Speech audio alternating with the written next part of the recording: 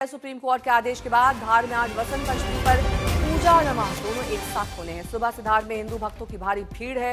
वहां सुरक्षा के कड़े इंतजाम है। रैपिड एक्शन फोर्स की भी तैनाती की गई है। 3 घंटे तक भोजशाला में पूजा और नमाज एक साथ होगी। हालांकि नमाज का वक्त 1 बजे से 3 बजे तक के लिए रखा गया है।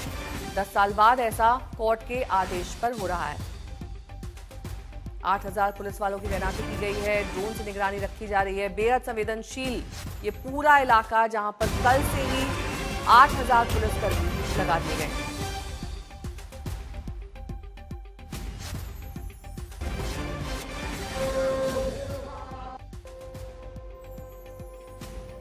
तो वसंत पंचमी के मौके पर पूजा अर्चना भी और जुमे की नमाज भी अदा की जाएगी, जिसका वक्त मुकर्रर किया गया है। ये पूजा की तस्वीरें हम आपको दिखा रहे हैं, जहां पर मां सरस्वती की पूजा का विधान है।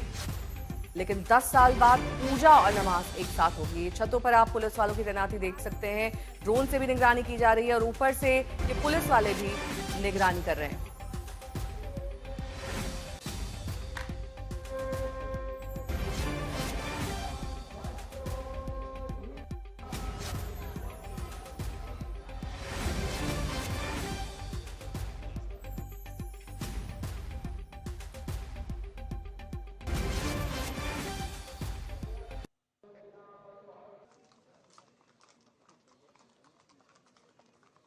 तो भोजशाला में संवेदनशील माहौल है। 10 साल बाद यहां पर पूजा अर्चना और नमाज एक साथ हो रही है। दिन भर सरस्वती पूजा की छूट दी गई है, लेकिन नमाज का समय तय कर दिया गया है। 1 से 3 ये वक्त होगा।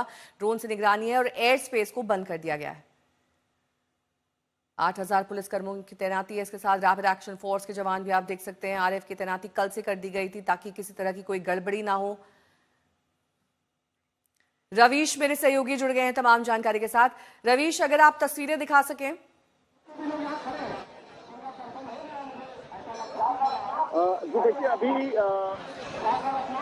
जी देखिए अभी भोजशाला के ठीक बाहर की हम तस्वीरें दिखा रहे हैं। और अभी अगर आप देखें तो यहाँ पर बड़ी संख्या में लोग आपको दिख जाएंगे। हालांकि अब कतार जो है वो धीरे धीरे छोटी हो रही है, क्योंकि जो समय है अब वो महाआरती का है। थोड़े समय बाद महाआरती होगी। फिलहाल धर्म सभा चल रही है। एक तरफ भोजशाला के थोड़े आगे चल के खाली मैदान है वहां पर। और सबसे बड़ी बात यह है कि नमाज का जो समय है वो आ गया है। और जो जानकारी हमें मिल रही है उसके मुताबिक नमाज अदा करने के लिए जो प्रशासन है वो एक अलग जो दरवाज़ा बनाया गया है नमाजियों के लिए, वहाँ से उन्हें लेकर के नमाज के लिए ले जाया गया है।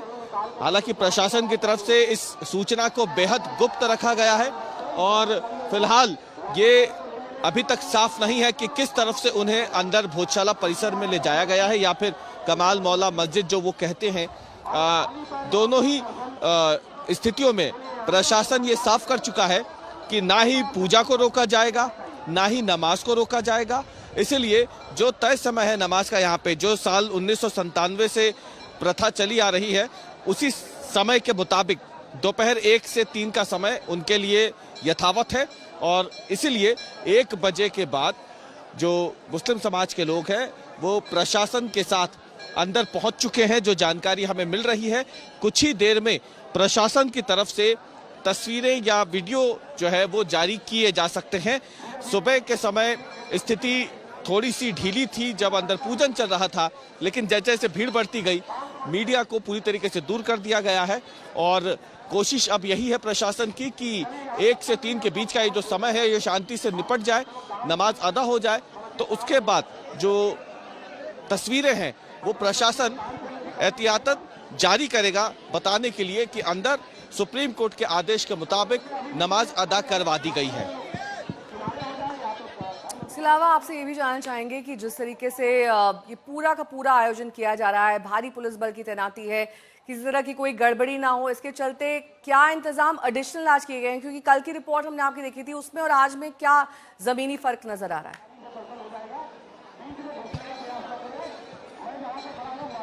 बिल्कुल, देखिए कल से जो सबसे बड़ी बात है जो देखने को मिल रही है वो ये कि कल जितना भी बंदोबस्त था वो ज्यादातर भोजशाला परिसर के आसपास था, क्योंकि यहीं पे सारे बड़े अफसर आ रहे थे, यहीं से सबको दिशा निर्देश दिए जा रहे थे। आज जो व्यवस्था बदली है वो इतनी सी है कि जितने संवेदनशील इलाके हैं शहर के, इन सभी फोर्सेस को वहां तैनात किया गया है। कई सेक्टर्स में इस शहर को बांटा गया है और हर सेक्टर में एक डीआईजी लेवल का अधिकारी जो है वो बाकायदा इस पूरे ऑपरेशन की निगरानी कर रहा है। जहां पे हम मौजूद है इसके पास में ही एक कंट्रोल रूम बनाया गया है, जहां पे ड्रोन से भी फुटेज लगातार लाइव आ रहे हैं पुलिस के पास। इसके अलावा शहर भर में जितने सीसीटीवी फुटेज है उनका एक्सेस इसी कंट्रोल रूम में रखा गया है, जहां से चप्पे चप्पे पर इस धार शहर के, बहुत बड़ा शहर नहीं है, वहां पे नजर रखी जा रही है। पुलिस फोर्स तो है ही, लेकिन इसके अलावा रैपिड एक्शन फोर्स और सीआरपीएफ के जवान भी यहाँ तैनात हैं। और सबसे बड़ी बात मैं आपको दिखाता हूँ, देखिए एक छोटी सी तस्वीर हम आपको दिखाते हैं।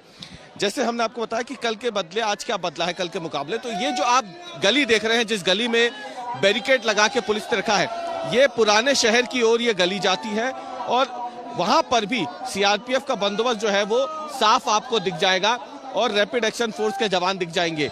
इसके अलावा अगर आप देखें तो एक वज्र वाहन भी आपको यहाँ दिख जाएगा, जो साफ तौर पे ये एक संकेत के तौर पे यहाँ खड़ा किया गया है वज्र वाहन भी, कि किसी भी तरीके की गड़बड़ी अगर हो, क्योंकि ये जो वज्र वाहन खड़ा है इसके पीछे से जहां से आता है ये इस रास्ते से भी पिछली बार जब 2016 में उपद्रव हुआ था तो यहां से लोग आए थे, तो उस रास्ते पर भी फिलहाल काफी नजर पुलिस प्रशासन की बनी हुई है। कुल मिलाकर देखा जाए तो अब देखिए आप, भीड़ छटनी धीरे धीरे शुरू हो गई है, क्योंकि आधे से ज्यादा दिन अब बीत चुका है।